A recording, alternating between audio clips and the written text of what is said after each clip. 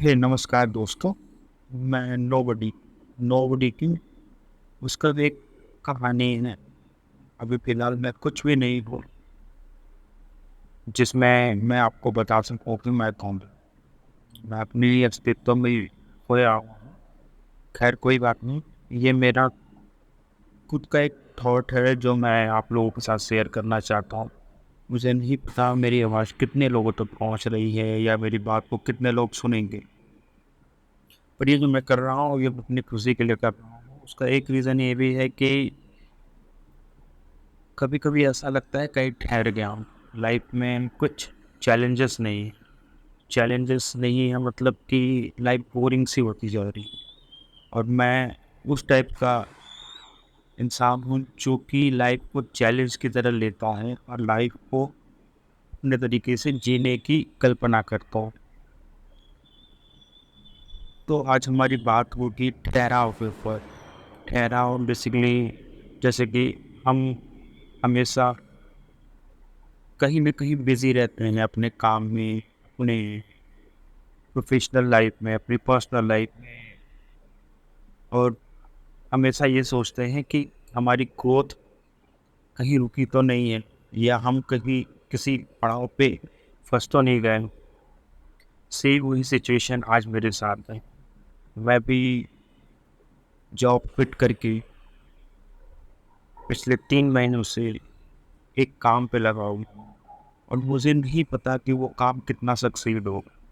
मुझे ये भी आइडिया नहीं कि क्या मैं उस काम में आगे सक्सेसफुल होऊँगा या नहीं होऊँगा।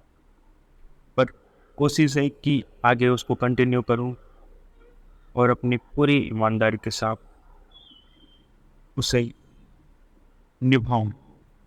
पर आज का जो टॉपिक है ठहराव, ठहराव, ठहराव इसलिए क्योंकि मुझे भी ऐसा लग रहा है कि मैं वापस से वहीं फँस गया हूँ।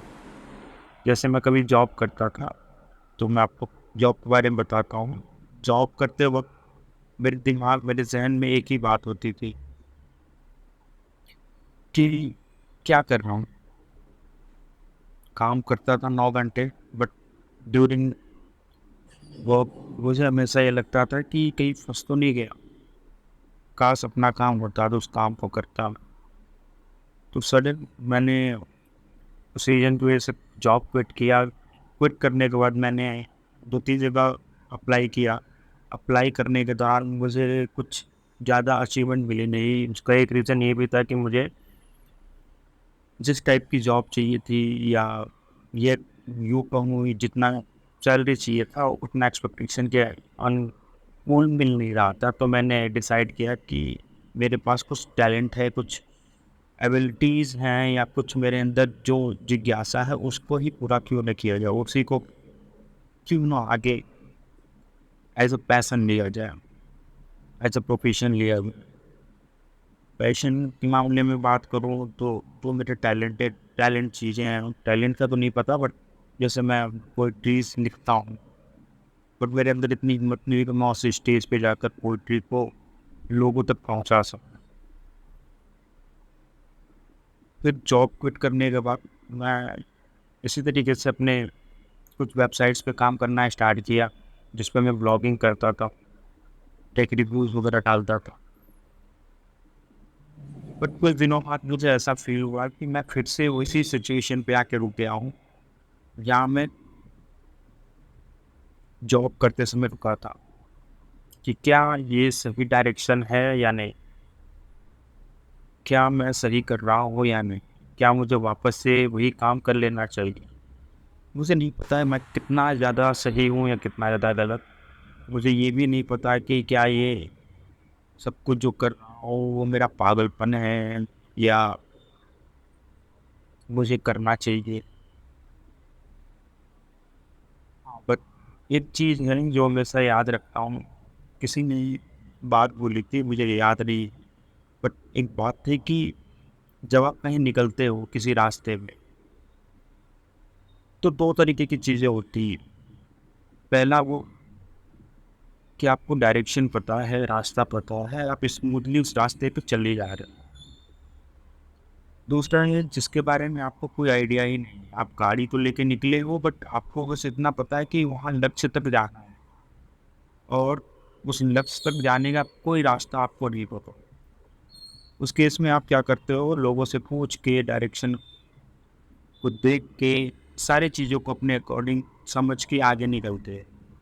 बट कभी कभी लाइफ में धुंध हो जाती है। धुंध पड़ने का मतलब कि कोहरा कुहासा हो जाता है।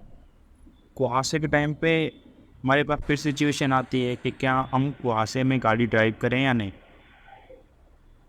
तो यही बात है, किसी ने मुझे बोला था कि अगर कुहासा है या धुंध है तो आगे की चीज़ें आपको क्लियर कभी नहीं दिखेगी।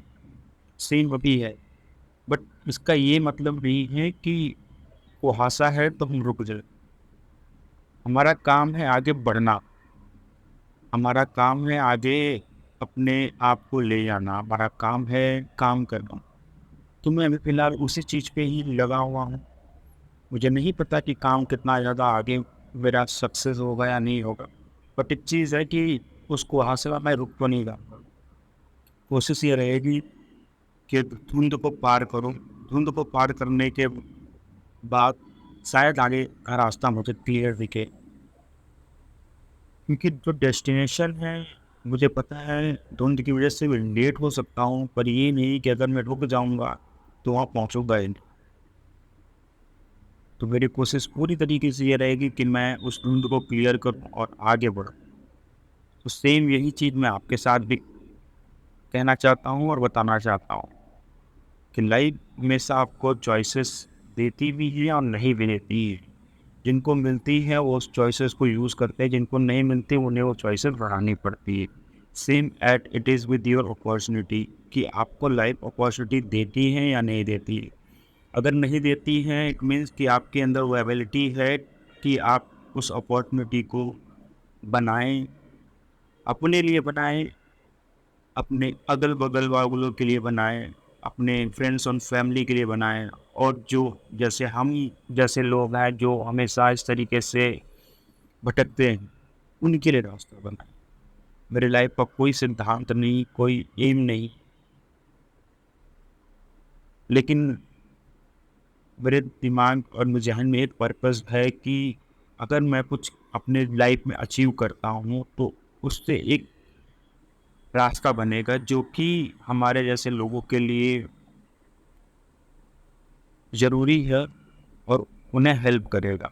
सो इतना ही कुछ है जो मैंने आपके साथ साझा किया। बेसिकली ये सारी चीज़ें मेरे दिमाग और ज़हन में पिछले कुछ दिनों से बहुत ज़्यादा ही खलल कर रही थी, और मुझे नहीं पता था कि मुझे क्या करना चाहिए। तो मैंने इस चीज़ को अपने एंड से आगे रिलीज़ किया। कोशिश करूँगा आगे इसी तरीके से मैं आपसे बात करूँ। मुझे नहीं पता कितने लोग तक मेरी बात जाएगी, कितने लोग इस बात को समझेंगे, क्योंकि ये मेरी पहली वॉइस रिकॉर्डिंग है जिसमें मैं ये सारी चीज़ें बात कर रहा हूँ। मुझे अगर अच्छा टॉपिक मिलेगा या मुझे अच्छी चीज़ें मिलेंगी जिससे मैं आपके साथ शेयर कर सकता हूँ, तो डेफ़िनेटली मैं आपके साथ शेयर करूँगा। ये एक मेरा माध्यम है जिससे मैं आपके साथ कम्युनिकेट कर सकता हूँ। Thank you.